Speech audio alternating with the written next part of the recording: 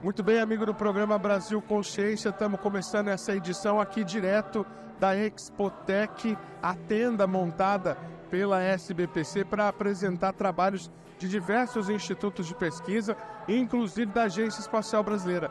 E nós estamos aqui exatamente no estande que está reunindo a Agência Espacial Brasileira e o INPE com o diretor do INPE, o Clésio Dinardim. A gente já fala com ele já, mas primeiro vamos ver como é que foi a cerimônia de abertura da SBPC 2023 lá no Teatro Guaíra.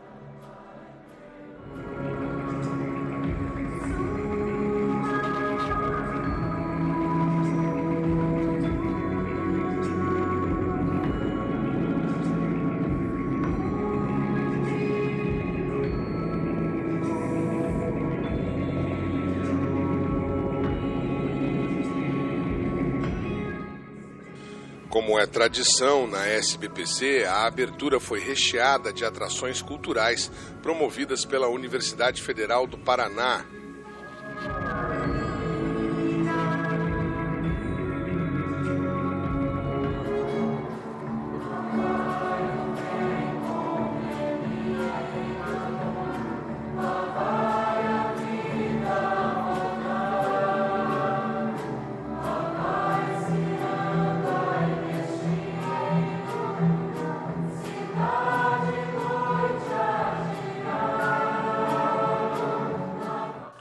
Depois da marcante apresentação da Orquestra Filarmônica da Universidade, foram realizados os discursos das autoridades presentes e, em quase todos eles, o registro do contraste entre o novo governo e aquele que passou. E estar aqui hoje, de volta com a ciência, de volta com a democracia, é um momento único que nós temos que guardar para sempre e lembrar. A democracia se conquista diariamente. Não podemos esquecer isso. A gente esqueceu e veja no que deu. Todos lembram que o Sistema Nacional de Ciência e Tecnologia do nosso país, em que as universidades também participam, se tentou desqualificá-la no governo anterior.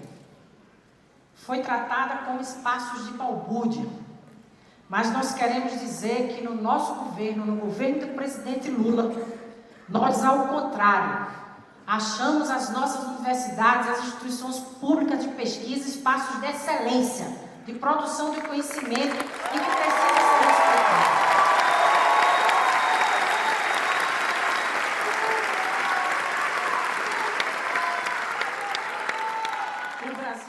Durante a cerimônia, a ministra Luciana Santos anunciou a retomada do programa ProInfa, que deve investir em infraestrutura de pesquisa para universidades e institutos. Aproveitei a ocasião da SBPC para anunciar, que eu tenho a satisfação de anunciar no dia de hoje, recursos da ordem de 3,6 bilhões de reais no âmbito do programa de recuperação e expansão da infraestrutura da pesquisa científica e tecnológica nas universidades, nas instituições de ciência e tecnologia. O nosso famoso ProInfa está de volta. Da onde vem o recurso e no que a senhora pretende empregá-lo? Qual que vai ser esse cronograma de anúncio que a senhora deve fazer aí pelos próximos dias? Nós estamos resgatando o ProInfa, que é historicamente um programa de ampliação, de restauração da nossa infraestrutura do Sistema Nacional de Ciência e Tecnologia. Como houve, um apagão, está muito obsoleto em várias partes do país. Com isso, nós estamos anunciando esse recurso para quase 1 bilhão por ano até o final do primeiro mandato dessa retomada do presidente Lula. Então, um financiamento robusto que será feito em editais do recurso da FINEP, do Fundo Nacional de Desenvolvimento de Ciência e Tecnologia, que foi recuperado integralmente pelo presidente Lula. Esse dinheiro vai custear o supercomputador do INPE? É uma possibilidade, Nós estamos já nas tratativas, da aquisição desse supercomputador e está dentro do escopo das nossas prioridades. Uma última da minha parte. Quem acompanha a SBPC notou uma mudança significativa de clima na abertura de hoje com relação à última, por exemplo. Essa é uma cerimônia de reconciliação da ciência com a SBPC do Brasil? Isso eu não tenho a menor dúvida, né? Nós vivemos tempos tenebrosos nesses últimos 4 anos, em que imperou o obscurantismo, o negacionismo, a tentativa de reescrever a verdade e até a história, mas a ciência voltou, o Brasil voltou e nós estamos aqui exatamente para afirmar o óbvio, de que a ciência tem um papel fundamental nas soluções do dia a dia do povo brasileiro. Celso, ontem a gente teve a ministra anunciando a liberação de 3 bi em recursos na retomada do Proinfa. E pelo que a gente entendeu do discurso dela, a FINEP vai ser a controladora aí do cofre da chave. Como é que deve ser a liberação desse recurso? Vocês vão abrir algum tipo de chamada? Os projetos vão passando normalmente? Como é que deve ser a tramitação para liberar esse dinheiro? Então, com o descontingenciamento do FNDCT, do volume total, né, feito aí pelo presidente Lula no início do ano, a FINEP terá um valor inédito de recursos para investir nas diversas áreas que foi aprovado pelo Conselho Diretor do FNDCT. O que a ministra falou é que só para a parte de infraestrutura, nos próximos 2 anos, estamos falando de 3,8 bilhões de reais. Então, realmente é um volume que tende a entrar no sistema, melhorar muito a infraestrutura, concluir prédios, renovar laboratórios, novos parques tecnológicos, enfim, toda essa infraestrutura necessária para a ciência brasileira. Todos eles, obviamente, definidos através de editais que a FINEP vai lançar no seu site e as instituições farão as suas propostas, projetos e as equipes FINEP irão fazer a avaliação de cada um dos projetos e, obviamente, os mais meritórios serão contemplados. A ministra disse, inclusive, que esse recurso pode financiar, por exemplo, a compra do supercomputador do INPE. Como que seria isso para um processo já iniciado? O edital já está não foi publicado, mas está em andamento. Então, eu acredito que vai ter um vencedor e o FNDCT irá pagar esse vencedor. Eu não sei como é que está o projeto disso, mas com certeza esses recursos servem para atualizar ou comprar um novo supercomputador para o INPE, assim como ajudar a construir satélites, enfim, é um mundo enorme de possibilidades que esses recursos abrem para a gente. O governo está investindo em algumas linhas de pesquisa, como transição energética. O que seria a prioridade nesse momento? Qual que foi a tarefa que te deram para alavancar por meio da FINEP? Qual que é o grande objetivo da FINEP como fomentadora de pesquisa no país nesse momento?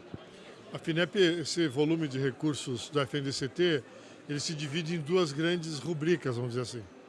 Os valores são reembolsáveis, são aqueles que a FINEP financia, e os não reembolsáveis são aqueles que vão em investimento e que não têm retorno financeiro diretamente para a FINEP.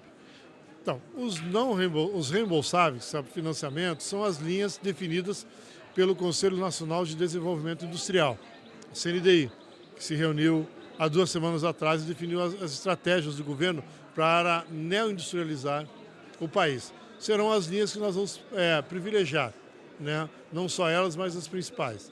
E na parte do não reembolsáveis, nós já definimos 10 grandes eixos, né, que serão investidos, né? Como falamos, inovação, infraestrutura, a questão toda da descarbonização da economia, muita coisa nessa área, infraestrutura de biblioteconomia, bibliotecas, acervos que ficaram muitos anos sem investimento também, terão recursos, iniciativas para a área de agricultura familiar terão recursos e também iniciativas de inovação nos grandes centros urbanos, onde você tem áreas com baixo índice de IDH. Nós também iremos entrar nessa área porque queremos ter aderência ao programa do governo Lula, que é combater a fome, a miséria e inserir a juventude negra e a juventude das favelas no mercado de trabalho dentro de um contexto de inovação, de economia 4.0. E depois da cerimônia de abertura, que você viu agora há pouco, a ministra de Ciência e Tecnologia, Luciana Santos, teve de retornar a Brasília para participar da recepção do diretor da NASA junto ao presidente Lula. Ela retornou, entretanto, à feira na quarta e a gente acompanhou toda a movimentação. Veja.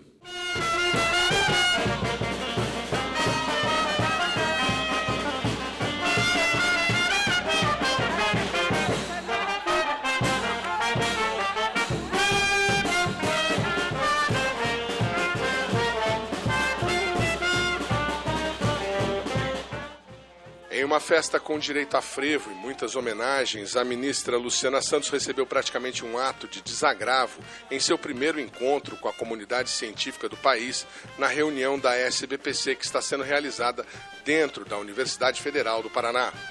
Eu sou estudante, eu estou monitora aqui por Ciências Biológicas aqui. E quando eu descobri que você veio aqui, eu achei muito bacana saber que você veio aqui prestigiar o trabalho. E eu queria agradecer por todo o seu trabalho, tudo que você faz pelo Ministério. Eu acho isso muito louvável. E vamos lutar pela ciência e para que isso progrida e que a gente consiga sempre trazer ciência e conhecimento no Brasil. A agenda de compromissos na capital paranaense começou pela manhã, quando ela participou da assinatura de um convênio que envolveu a prefeitura local e o INPE, o Instituto Nacional de Pesquisas Espaciais.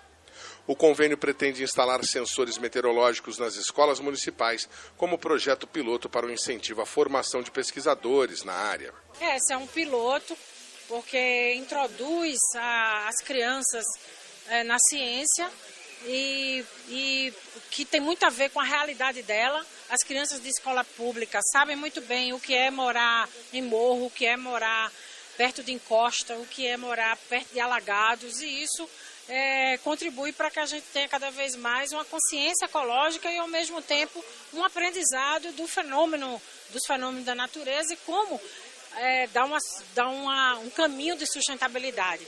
Então, com isso, ela tem um aprendizado de ciências básicas, né, de ciências naturais, mas ao mesmo tempo relacionado à sua realidade cotidiana. Isso é a melhor maneira de aprendizado que possa ter.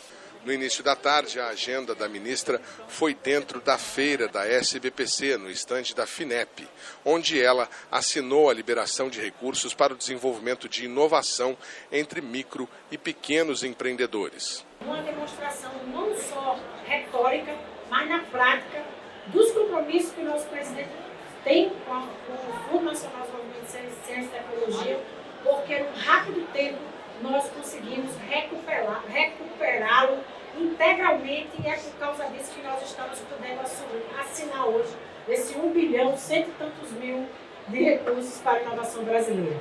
A FINEP ela tem sido cada vez mais uma financiadora de empresas, através de recursos próprios e recursos do FNDCT. E para dar capilaridade a isso, nós usamos agências regionais ou estaduais. Nesse caso, é um banco regional que atua em Rio Grande do Sul, Santa Catarina e Paraná, com sede aqui no Paraná, e uma cooperativa que atua no Brasil inteiro para crédito cooperativo, para inovação de empresas vinculadas à cooperativa. Então, o que nós estamos fazendo hoje aqui é contrato, permitindo que essas duas instituições de crédito vinculados ao microcrédito possam acessar os recursos da FINEP. Depois do protocolo, a ministra passou toda a tarde visitando estandes de institutos de pesquisa e de universidades, onde aproveitou para participar de um ato pelo lançamento de um programa de incentivo à participação de mulheres na ciência, além de receber mais apoio por sua permanência no cargo. É uma grande satisfação ter aqui presente a nossa ministra, Luciana Santos, principalmente num momento tão especial como este, onde vai ser realizado o lançamento do programa Futuras Cientistas. E eu gostaria de iniciar dizendo que este momento ele é muito especial, porque aqui, nesta SBPC, nós podemos dizer que a ciência voltou, e voltou na voz de uma mulher! Por isso aqui o lançamento do nosso edital, o Futuras Cientistas. E nós encerramos encerramos então com um pequeno vídeo em que elas mostram por que o programa está fazendo a diferença na vida delas. Claro, a gente tem muita coisa para aprender, também tem muita coisa para ser descoberta ainda e mostra que a gente, nós mulheres, podemos fazer parte dessa mudança, dessa descoberta. Para mostrar que as mulheres sim podem fazer parte da ciência. Tenho certeza que tanto para mim quanto para as outras alunas participantes, esse projeto está sendo inesquecível. Eu espero agregar muito ao programa e aprender muito também. Façam ciência como uma mulher.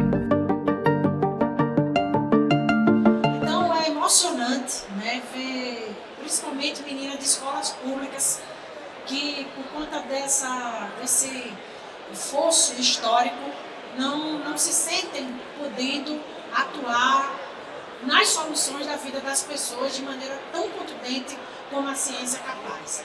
Então, acho que, para além de dar perspectiva a essa meninada, além de trazer o conhecimento, trazer uma profissão, é também uma dimensão coletiva, uma dimensão de que aquilo que ela está aprendendo vai resolver problemas de várias pessoas que precisam das soluções que a ciência e a tecnologia apresenta. Por isso, Giovana, a todos que fazem o CETEM, a todos que fazem a ciência, nós precisamos fazer da política de inclusão de gênero um programa estruturante do nosso Ministério e nós estamos cada vez mais convictos e convencidos para dar uma sacudida, né, e garantir que as mulheres estejam onde elas quiserem e o lugar de mulher é na ciência. Um grande abraço, muito obrigada aqui para vocês.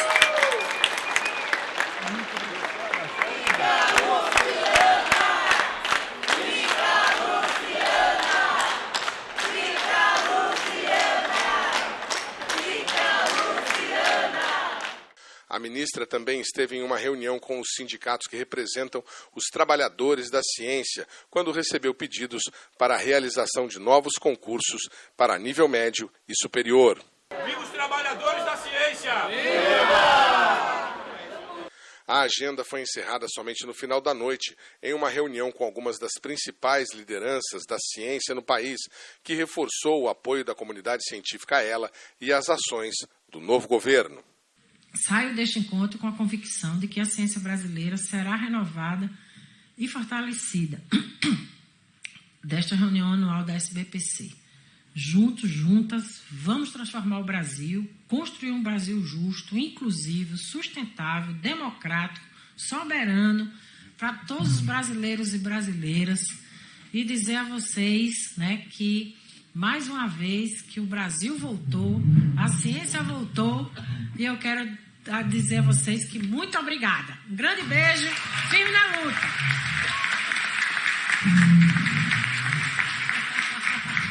Viva o MCTI, que não seja moeda de troca com o Centrão. Viva!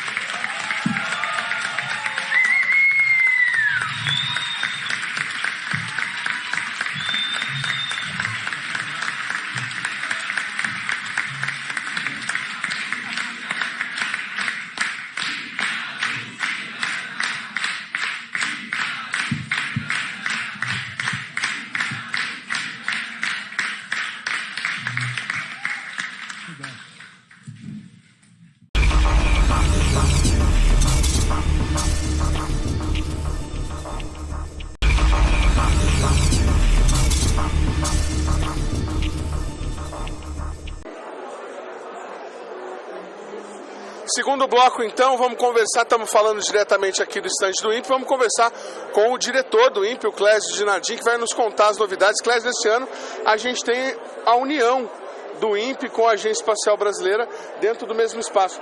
Isso de alguma forma demonstra uma certa reaproximação? Teve alguma rusga aí recentemente? Não. A Agência Espacial Brasileira é uma grande parceira, ela é um player importante do programa espacial. Assim como o Ministério define a política, a agência faz a coordenação e o INPE é o órgão executor. Cada um sabe o seu papel, cada um sabe o que tem que fazer. O que acontece é que esse ano nos foi dado um stand, né, ao lado da agência espacial, que não aconteceu nos outros anos. Quando eu vi isso, imediatamente falei para o nosso pessoal, não, tire a parede, vamos trabalhar juntos. vamos colocar uma divisória virtual, né? São instituições diferentes, a agência precisa ser respeitada, o INPE precisa ser respeitado, então cada um tem as suas idiosincrasias, mas vamos trabalhar juntos. Somos 2 parceiros do programa espacial, estamos 2 embaixo do Ministério, e eu achei uma ótima oportunidade para a gente mostrar que nunca estivemos separados. Então eu pedi que fosse retirado, nós até pensamos em colocar o Amazônia 1 aqui, e deixar que o Amazônia 1 fosse o elo entre a agência e o INPE, né?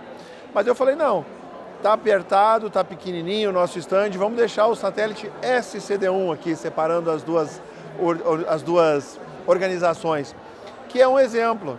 É um satélite que está aí há 30 anos funcionando, então achei uma ótima oportunidade. E também é pequenininho, mostra que há espaço de trânsito entre o INPE e a EB.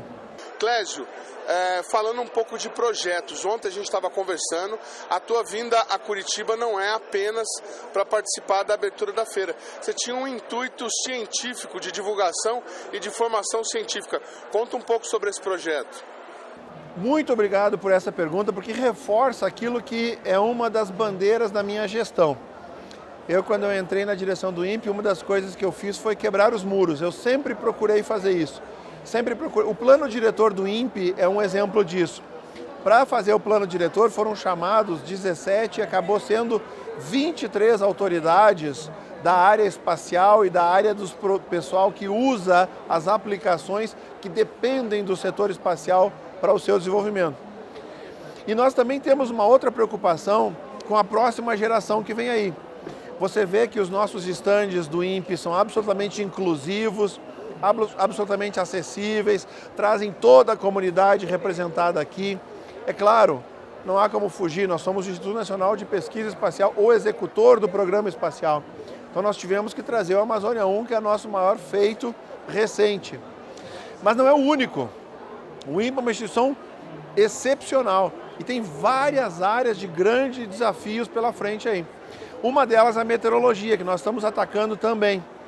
Nós comentamos que nós estamos trazendo a renovação do supercomputador. Então o supercomputador deve ficar pronto em sendo liberado, insisto, já está assinado, em sendo reliberado o recurso esse ano. No final do ano eu quero inaugurar o supercomputador e fica já o convite para a ministra Luciana e também para o presidente Lula. Venham aqui, vocês vão conhecer um dos melhores supercomputadores do mundo, do top 500, e o primeiro supercomputador sustentável do mundo. E para isso, não basta ter o prédio. O prédio é importante, mas o mais importante são as pessoas que compõem o INPE. Então, nessa lógica das pessoas, nós precisamos dar uma atenção especial para as crianças, para a formação de base, para a formação que leva aquela criança a se motivar pela ciência, em especial as meninas, né, para buscar uma igualdade de gênero, forçar um pouquinho mais a mão para dizer, olha, é bom, menina tem espaço onde quiser, inclusive na ciência. Então, com isso nós criamos um projeto piloto, que é um projeto para a formação dos novos meteorologistas do país. E esse projeto está previsto para acontecer aqui em Curitiba. Então nós viemos com o intuito de assinar um convênio com o prefeito da cidade de Curitiba para implantar em todas as escolas, se não todas, na maior parte das escolas municipais, uma torre anemométrica, mostrando vento, umidade, pressão, as variáveis que são importantes para a meteorologia, para a entrada do modelo que é o modelo numérico do INPE, né, o MONAN, que é uma iniciativa também extramuros que envolve 30 pessoas. 30 pessoas de 15 universidades, 15 instituições. Então a gente trabalhando nisso, queria fazer uma relação desse nosso desenvolvimento, que é um desenvolvimento absolutamente essencial para o país, tem a ver com o avanço da segurança energética, tem a ver com o avanço da segurança alimentar, com a melhoria da previsão do tempo de 7 dias, a inclusão do Nowcast, que eu insisto, com esse modelo em funcionamento vai acabar essa questão de não sabia que ia chover, porque nós vamos dar previsão de 6 horas, 3 horas, 5 horas. Isso resolve e muito, vai ajudar e muito o CEMADEM a cumprir a missão deles, né? Então, tudo isso não tem sentido de ser sem as pessoas por trás, o cérebro, né? O ser humano. E aí, junto com isso, as crianças, que são nosso, vamos dizer assim, o ouro do nosso país, o nosso grande recurso natural. E a gente formando bons profissionais a partir da infância, com a base bem sólida, o INPE participando efetivamente com esse projeto, mostrando o que é ciência, trazendo a ciência para dentro da escola, é um projeto piloto que a gente quer ver dar certo. E em dando certo, quiçá, a gente expande para todos os estados da nação, quiçá as capitais e depois para o interior. E aí nós vamos lá, já estou prevendo, hein? Lá no interior da Amazônia, botar uma torre anemométrica numa pequena escola no interiorzinho da Amazônia, ou perto de uma escola indígena lá, fazendo uma medida onde nós não temos medida hoje. Imagina que maravilha. Vamos fazer um glossário para você que está em casa e não tem obrigação nenhuma de saber que termos são esses. Monan é um modelo matemático que está sendo desenvolvido pelo INPE para ser usado no novo supercomputador, e esse modelo matemático, ao que prometem os técnicos, os especialistas lá do CPTEC do INPE em Cachoeira Paulista, vai ser revolucionário e capaz de fazer previsões com uma precisão muito grande. Essa torre anemométrica que vocês vão instalar na escola, ela vai gerar dados online para o satélite, para o brasileiro, e vocês vão receber lá no INPE. A previsão do tempo de Curitiba vai ser um espetáculo, né? A verdade o objeto principal é a formação escolar. Então, esse sendo o foco e tendo claro que esse é o objetivo desse projeto, nosso objetivo é formar as crianças, formar os jovens pesquisadores do futuro. Aliás, eu vou fazer um parênteses aqui para agradecer. A iniciativa não é minha, tá? Não é da direção. A direção abraçou esse projeto.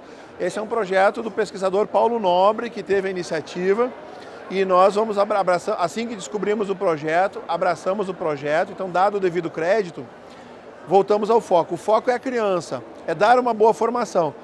Se a torre tiver uma boa resolução, se a gente conseguir avançar com ela, aí nós podemos integrar na nossa rede de satélites.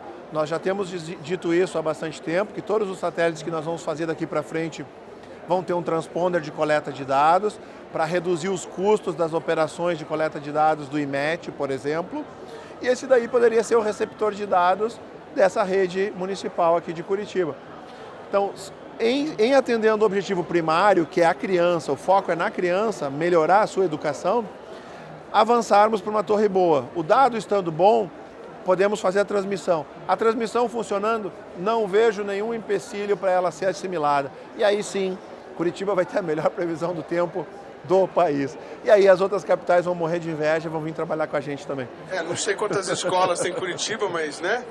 Se tiver umas 30, já é mais Ótimo. Torre anemométrica do que tem em São Paulo, por exemplo, né? Vai ser a maior cobertura do país. Falando do supercomputador, a ministra ontem anunciou a retomada do programa de infraestrutura, 3 bilhões de reais. E falando com a gente, ela disse que essa pode ser a origem do recurso que vai pagar o supercomputador. Como é que está o andamento disso, da compra, Clésio? Nós já fizemos o projeto já foi aprovado, está assinado em todas as instâncias e já estamos com o projeto em andamento.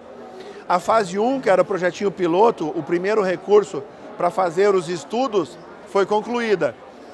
O nosso corpo técnico, em conjunto com as instituições, as empresas, né, que fornecem supercomputação, já ofereceram o que nós chamamos Request for Information, do inglês, né, solicitação de informação. Ou seja, nós fizemos a solicitação de informação para diversas empresas, sem compromisso de compra, pedimos que eles respondessem os questionários e juntamos isso de todas as empresas que nós conseguimos as informações. Já montamos a especificação e estamos desenhando a licitação. Então já está pronto. Também já estamos finalizando o projeto, aliás, já finalizou. Internamente ao INPE já finalizou. Nós estamos montando a licitação da infraestrutura. O piso, a água, a energia, a subestação, o cabo, que vai comportar e onde o computador será conectado. E já estamos solicitando à FINEP que libere os 60 milhões para a compra este ano. Então veja, simultaneamente, com duas frentes simultâneas, a infraestrutura para receber está sendo licitada agora para ser executada durante o ano. O dinheiro do computador chegando agora, nós fazemos a licitação para o computador chegar quando a estrutura estiver pronta. Então, se tudo der certo, no final do ano nós vamos ter o supercomputador funcionando. E aí, de novo, a ministra Luciana, o presidente Lula, já estão pré-convidados, assim como todas as autoridades, todo mundo que participou pode vir abrir a champanhe junto com a gente, que o Brasil volta a ficar no top 500 aí, os melhores computadores do mundo. Nós vamos fazer o upgrade do computador no outro ano também, tem que se deixar claro isso, a compra não é toda feita numa vez só, né? Que é uma estratégia.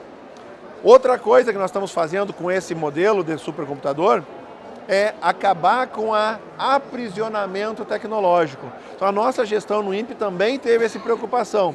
Além de derrubar os muros e trazer todas as universidades para trabalhar com a gente, em parceria, em harmonia, nós também tivemos a preocupação de desenvolver uma tecnologia que não fosse dependente de um único fornecedor, que possa ser feito de forma modular. Para o pessoal da área de computação, quem trabalha com GPU, aquelas placas gráficas, pode ser colocado junto. Quem trabalha com processamento massivamente paralelo, pode ser feito também. Quem trabalha com processamento vetorial, né, também pode ser conjugado, de modo que módulos trabalhem em áreas separadas e a memória alocada de maneira dinâmica. Então tudo isso reduz o aprisionamento tecnológico e vai melhorar inclusive a licitação da manutenção lá na frente. Para algumas pessoas isso gera uma certa dúvida, as pessoas não têm obrigação de saber o que vai ser feito com toda aquela estrutura que já existe para sustentar o Tupã. Aquilo não pode ser aproveitado no novo computador, no novo supercomputador. Isso é uma pergunta muito importante. Você, como sempre, está muito assertivo. A pergunta é, ok, e aí o que eu faço com aquele? Desliga e bota fora? Não. Hoje nós temos o EGEON, nós fizemos uma estratégia. A pressão foi grande durante a nossa gestão inicial. Por quê? Porque o Tupã, quando eu assumi o INPE, já estava decretada a sua morte. Já não devia mais estar operando, ele não devia mais estar funcionando na área de operação. Ele pode ser usado para pesquisa, e isso responde a sua pergunta. Aqueles módulos que servem, que funcionam, que continuam viáveis, podem ser aproveitados para pesquisa. Mas no ponto de vista de operação, você não pode garantir que a previsão numérica do tempo seja mantida por um objeto que não tem nem garantia, cuja vida útil dele foi decretada em 2015, né? O fim de operação, e o fim da vida em 2017. Eu assumi em 2020. Então, absolutamente temerário o que foi feito. Então, nós imediatamente tomamos uma ação e colocamos o EGEON em prática. É a melhor solução? Óbvio que não. Nós somos inteligentes, pelo amor de Deus. Mas era o que dava para ser feito para garantir que a operação fosse feita com uma máquina que tem garantia e que tem segurança. Não é um super, é um HPC, mas ele garante que a operação e que a meteorologia continuem entregando. E você viu descontinuidade na meteorologia do país? Não. Graças à nossa equipe, graças à gestão do INPE. Em paralelo, nós mantivemos o Tupã funcionando. O Tupã continuou funcionando por um tempo, já foi desligado. Alguns módulos deles que estão lá do XC50, aqueles que não morreram naturalmente, que não pereceram naturalmente, continuam sendo usados aqui e acolá para processar um modelo regional, né, para processar uma subproduto do modelo que roda no Monan, no EGEON. Mas estamos no limite da navalha. Nós precisamos agora trazer de uma vez o novo EGEON, o novo supercomputador, que vai assumir, e é um super, conectar o EGEON nele para manter, e o Tupã, aquelas partes que puderem ser aproveitadas, deixar para pesquisa, para avançar. Por exemplo, tem estudos que são feitos do núcleo dinâmico, né, do modelo. Foi decidido o núcleo dinâmico agora. É um núcleo dinâmico que pode rodar simultaneamente, escala global e regional. Parabéns para a equipe do Monan. Todas as 30 pessoas que trabalham, 30 pesquisadores que trabalham no comitê científico. Foi um ano exaustivo de estudos. Não paramos nenhum dia. Mas agora tem subsistemas que precisam ser testados. Estudo da camada limite, parametrização de nuvem, parametrização da circulação, toda essa parametrização dos ambientes. Como é que nós vamos, uma novidade, como é que nós vamos parametrizar as imagens que vão para dentro? Que nós vamos usar imagens dentro do Monan. Isso vai ser feito agora, vai ser feito no próximo ano. Então essa pesquisa tem que ser desenvolvida. A imagem do Amazônia 1 vai para o pipeline, ela é digerida, processada, e aí a gente procura o que é soja, o que é milho, e aí muda a evapotranspiração, transforma isso em parâmetros e alimenta o novo modelo. Os novos condições de contorno do modelo são adaptadas. Então tudo isso precisa evoluir. E aí nós temos espaço para usar essa máquina. Então não vai nada ser colocado fora, a não ser que seja dado baixa, que seja inservível para o serviço público. Ninguém é idiota também querer que deixe uma máquina funcionando se ela não for viável, porque o Tupã é muito caro de ser mantido, ele tem... E aí eu aproveito a minha próxima pergunta. O que tem de diferente nesse supercomputador que vocês estão fazendo, que vocês estão licitando, que ele vai ser inclusive sustentável, como você falou? Duas coisas, ele não vai usar em princípio, mas como eu não posso garantir, porque é uma licitação e a licitação é aberta para os fornecedores, mas os nossos Request for Information, eles têm identificado que a refrigeração dele não precisa ser por água gelada, né? Pode ser talvez por água ou pode ser por ar forçado, o que reduz o custo. Então é isso que você estava falando, que o custo de operação do Monan só será, por isso que eu falo inservível. Se o custo de operação dele for maior do que o benefício que ele gera, é melhor desligar. É melhor desligar, não faz sentido. Isso é gasto, então eu gasto o que eu gastaria com a manutenção, eu compro um novo HPC ou compro um módulo novo para o Monan. Outra coisa que é muito importante que vai acontecer é que no projeto que nós desenhamos, para esse primeiro ano, a gente compra um computador.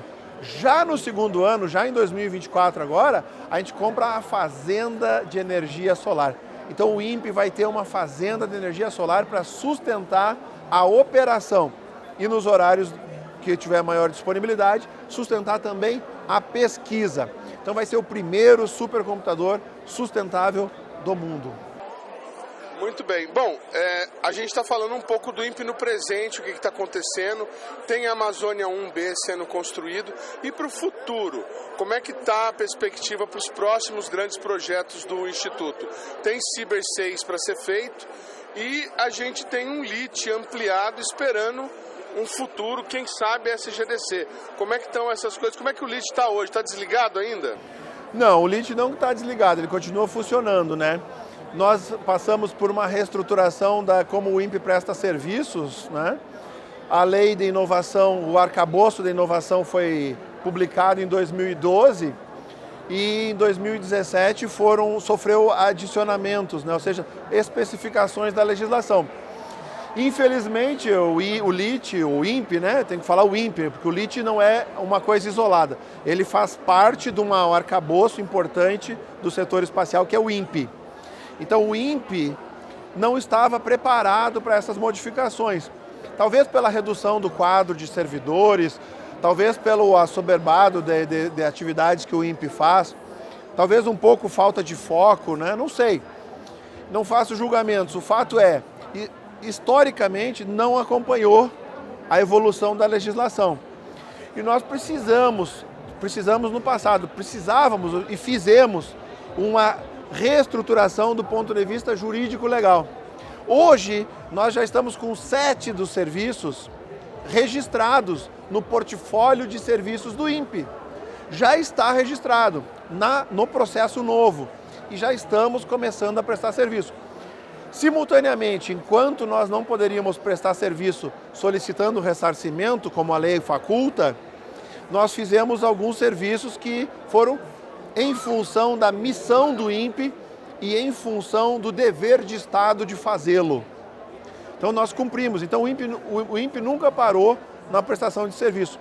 Ele teve uma readequação e, como toda readequação, você dá uma arrumada na casa, você para a geladeira, mantém a TV funcionando, depois para a TV, mantém o freezer funcionando e assim você vai, uma a uma, para arrumar a casa como um todo. Foi o que nós fizemos. Se causou a impressão que parou, me desculpe, é uma impressão equivocada, nunca parou. E agora nós retomamos. Nós estamos com o Sabiamar. O Sabiamar é um dos satélites que nós vamos lançar. É importante que se diga que a missão Aqua não é um satélite, é uma missão. A Amazônia 1B, ele carrega 3 missões nele. Mas nós temos a pretensão de lançar o Aqua com a P100, por exemplo. Nós estamos tentando estruturar e arrumar espaços no PPA e arrumar formas de financiamento para financiar, por exemplo, uma PCM que seja uma extensão do Sabiamar, que é monitoramento dos recursos hídricos. E eu estava conversando agora, aproveitando essa feira que nós estamos, com o pessoal da CCGE, estratégico, né, estudos estratégicos, e eles falaram, água é um recurso fundamental. Eu falei, então vocês vão gostar do que nós estamos fazendo. Porque o nosso planejamento estratégico que a nossa gestão fez, revelou isso. Quando a gente abriu os muros, a gente chamou todo mundo para conversar. E nós já estamos fazendo. O Aqua 1 vai fazer parte do satélite Amazônia 1B, a missão Aqua 1. E depois vem a 2, a 3, a 4. Então nós estamos planejando. A plataforma P100 já está toda desenhada em níveis de projeto. Está na hora da gente começar a botar ela para executar, desenvolver, começar a criar, materializar a plataforma P100, que vai ser mais uma da família PMM. Então tem a PMM, que é uma família, com a P250, que vai servir o Amazônia 1B, já está servindo, já estamos montando, vai servir os Cibers, o Ciber 6, vem com a PMM como sua base, e a carga útil é uma carga útil chinesa, SAR, e essa é a parceria.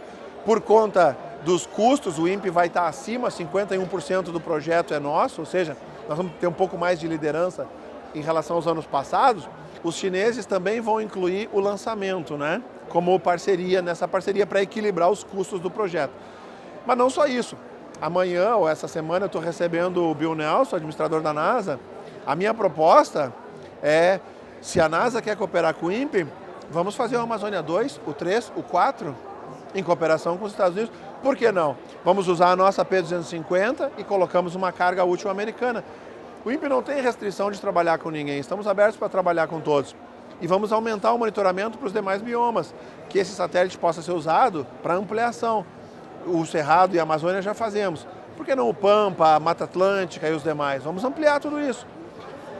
Além da meteorologia, ou seja, mas em parceria, em sinergia. Voltando para a P100, e você falou em novos projetos. O EQUARS, com todas as dificuldades que ele passou, eu coloquei ele de novo na pauta, coloquei de novo na agenda. A Agência Espacial Brasileira já aprovou dentro do Prosame o EQUARS, e o EQUARS deve ser o caso de teste da Amazônia P100, da plataforma P100. Então a plataforma P100, que é uma plataforma similar à P250 do Amazônia 1, que está projetada e será desenvolvida para o EQUARS. E em funcionando, será desenvolvida para os demais satélites da missão Aqua e demais. Ou seja, tem todo um plano, um arcabouço. Junto com isso, nós temos o P30, que é o Biomesat. O Biomesat é um pequeno estudo do que poderia ser feito para reduzir uma câmera para caber num satélite de 30 quilos. Aí você imagina, uma família de satélites de 30 quilos. O custo de lançamento cai lá para baixo. Eu poderia fazer a revisita na Amazônia com muito menos tempo. Então vamos lá, qual que é a diferença então da PMM para P50, para P100 e para essa outra que você acabou de falar que é de 30 quilos? Então, plataforma multimissão é um conceito.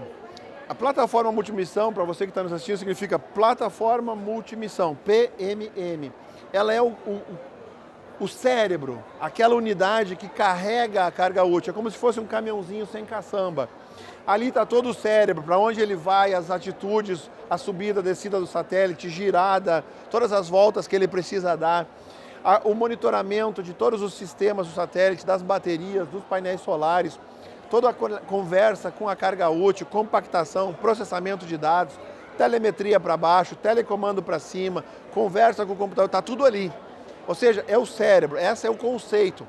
Além disso, por ser multimissão, ele consegue carregar diversas cargas e aguenta lançamentos em diversos lançadores. Ele tem o que a gente chama de envelope de vibração, que comporta a maior parte dos lançadores comerciais disponíveis no mercado, se não todos.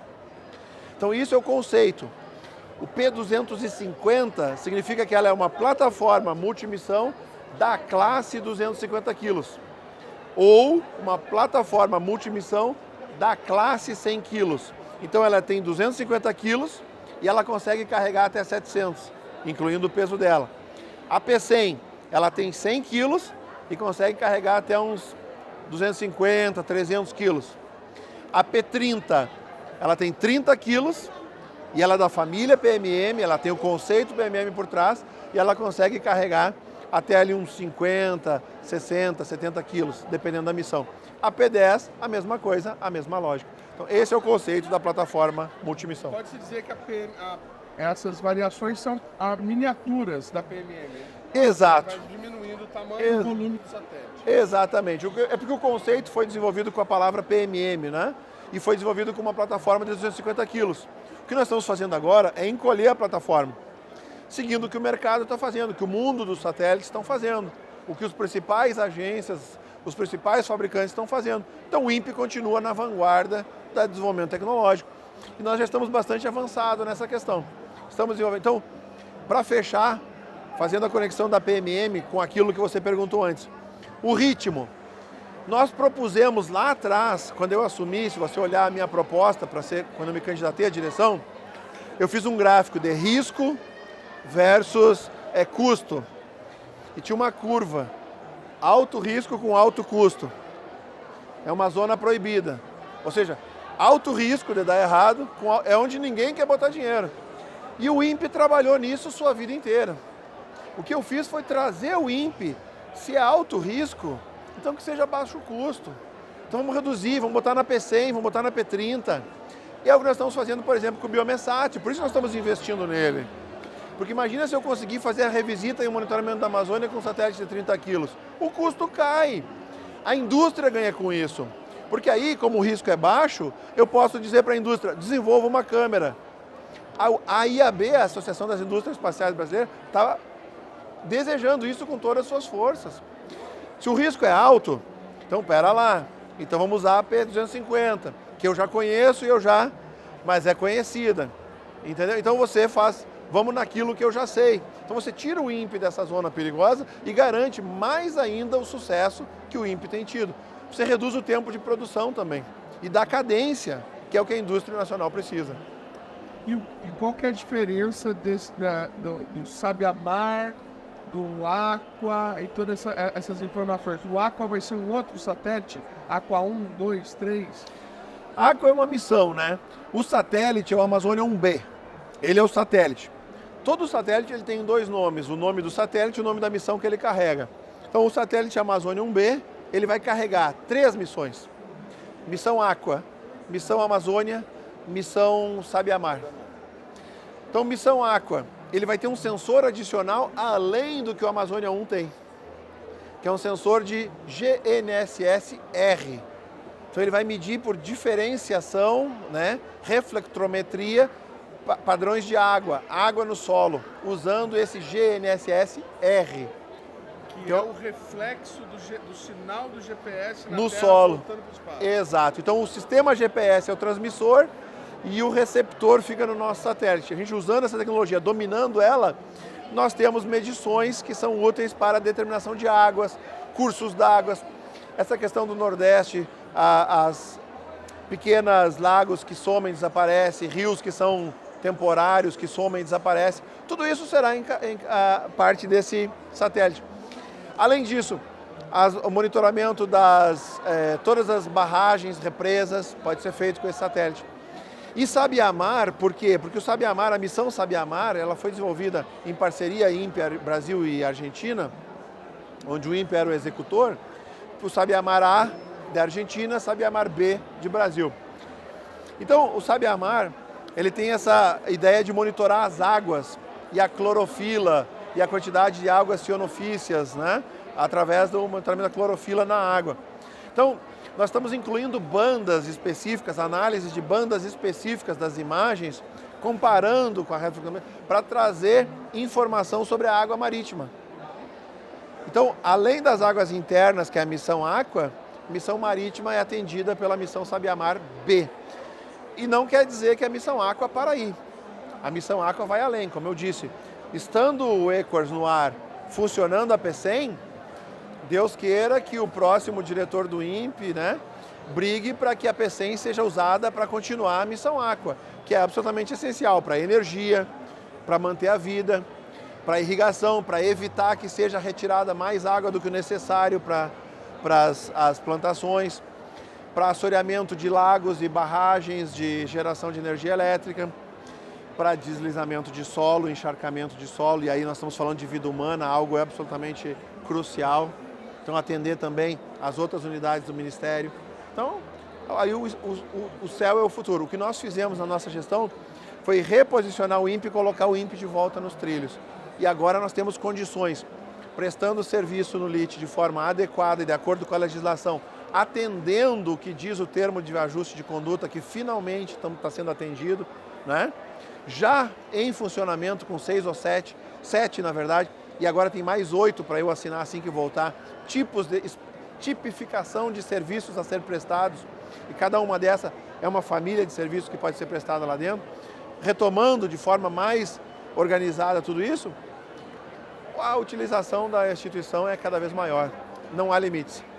Tá certo, quero agradecer bastante ao Clésio Dinardim por nos atender aqui no estande do INPE. A gente vai para um rápido intervalo e volta já já com mais informações sobre a SBPC. O estande só não sai daí.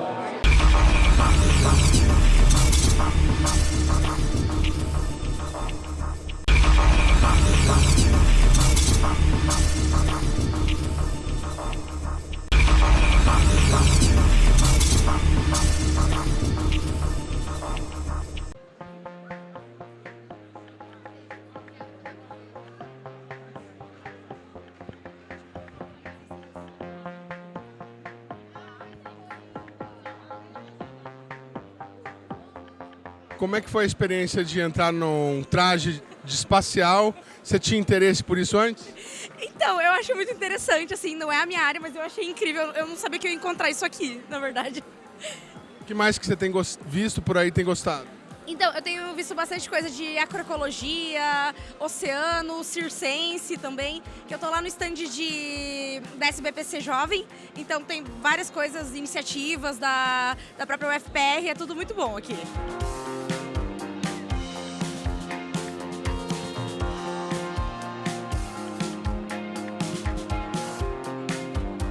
Legal. Você tinha se interessado por tecnologia espacial alguma vez antes? Você sabia que você ia encontrar isso aqui? Não. Você gostou? Você acha bacana? Você tem interesse por isso?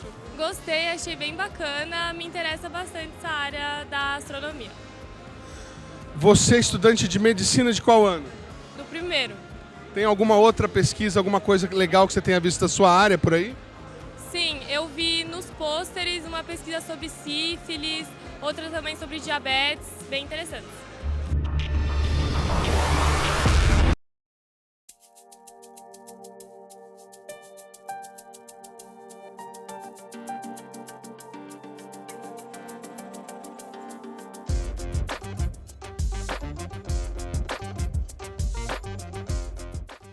O SINDCT, sindicato que representa os servidores públicos do INPE, do DCTA, do CEMADEM e da Agência Espacial Brasileira, participou da 75ª edição da SBPC como expositor.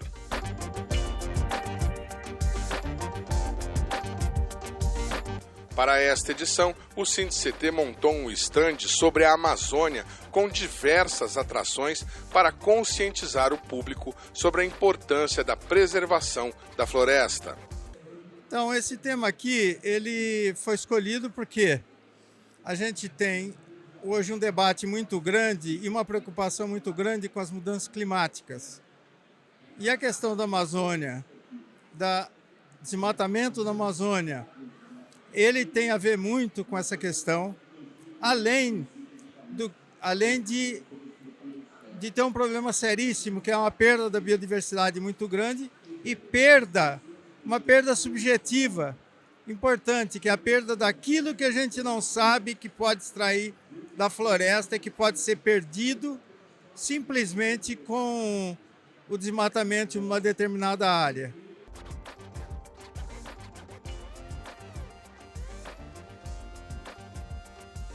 Entre as atrações do estande estava o Metaverso da Amazônia, um passeio virtual pela floresta que encantou o público. Nós temos duas mídias, vamos dizer assim, uma é do metaverso e a outra com que a pessoa pode fazer uma inserção na floresta e em 360 graus ela pode entre aspas, passear pela floresta.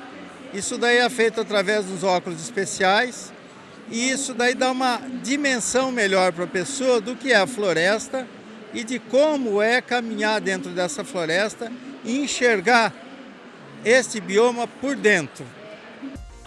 As crianças que estiveram no estande também receberam revistas em quadrinhos com a temática da preservação da Amazônia, contada de maneira lúdica.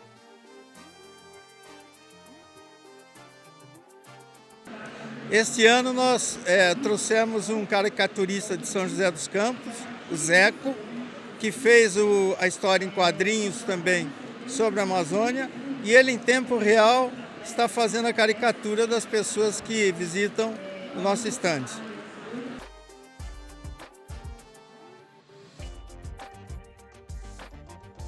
A ministra de Ciência e Tecnologia, Luciana Santos, recebeu a caricatura dela e também experimentou o metaverso da Amazônia.